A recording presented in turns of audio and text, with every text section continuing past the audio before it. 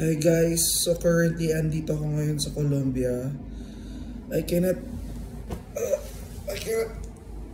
open my eyes properly. Sobra akong hilong-hilo.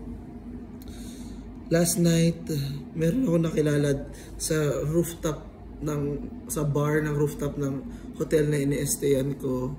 So cheers ganyan. Sabi ko, finally, I'm so happy. Meron ako nakausap na local, at least I can able to speak to you in English or at least in Google Translate kasi I've been here for more than a week and I don't have friends. I'm just focused with shooting videos, doing tours, blah blah blah.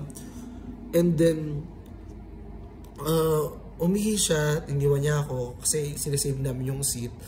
Tapos pag kaalis naman niya, pagdating niya ako naman yung nag-CR.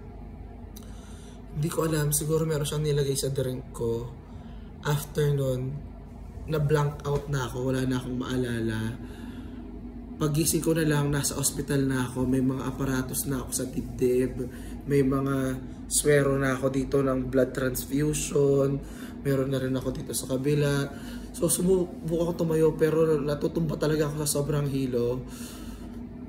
Tapos, sabi ko, hindi kasi kailangan kong lumipad. Supposedly today, asa Miami ako.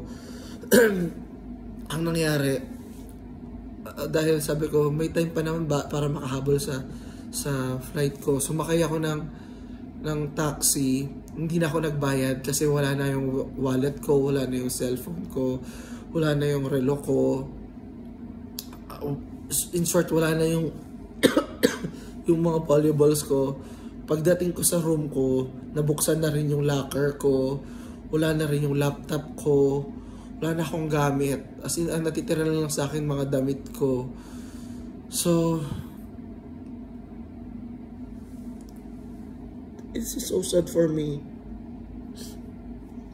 Of all the countries that I visited, dito lang ito nangyari. I was drunk. Kahapon try kong kausapin yung mga tao sa lobby. Kaso 3 beses din ako nahimatay, guys. Inupo nila ako saglit, maya-maya natutumba ako. Binigyan nila ako ng laptop para ayusin yung may flight ko. Kaso nahimatay uli ako. Try kong kausapin yung mga pulis. Kahit hilong-hilo ako, guys, tumakbo ko sa labas. Pumunta ako sa may police dito malapit sa may Barrio Manila pero sarado. Pumunta ako dun sa may party area sa may El Poblado para makiusap sa mga police. Tapos tinuro lang din nila ako sa isang post office ng police dito. Nahirapan akong kausapin sila kasi hindi man ako marunong mag-Spanish, wala akong internet dahil yung cellphone ko na may internet is ninakaw. So meron ako 3 cellphone. Yung iPhone na ginagamit ko, yung Samsung na ginagamit ko para pang OTP ng mga local banks ko sa Pilipinas. Tapos itong iPhone na ito na hindi ko talaga ginagamit na. Sabi ko, using my Find My, nalolocate ko pa yung cellphone ko nasaan siya. Tapos tinawag nila yung iba pang police. Sabi ng mga police, hindi ka na namin matutulungan. Wala na yan for sure, hindi na namin. Sabi ko, hindi nyo ba susubukan? Hindi na. So anong gagawin na lang natin? Sabi nila, bumalik ka na lang sa ini-stayan mo, tapos gumawa ka ng paraan para makauwi ka sa bansa mo.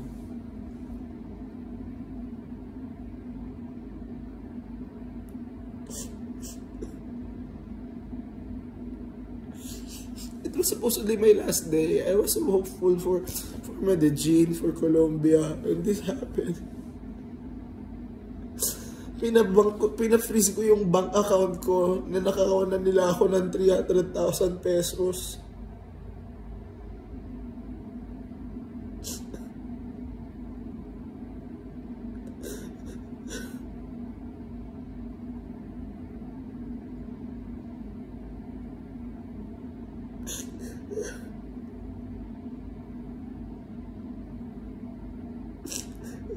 Maayos naman ako dito nagbablog eh. Maayos naman ako nakikipag-usap. Wala naman akong intensyon. Sabi ko po sa sarili ko, I know to myself, I have pure intention. Malinis yung intention ko naman.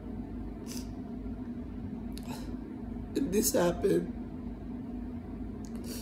Hanggang ngayon guys, hilong-hilo pa din ako. Sobrang hilong-hilo ako. 2 days na ako hindi kumakain. Hindi ako makapaglakad ng maayos kasi hilong-hilo talaga ako. Konting kilos ko lang natutumba ako.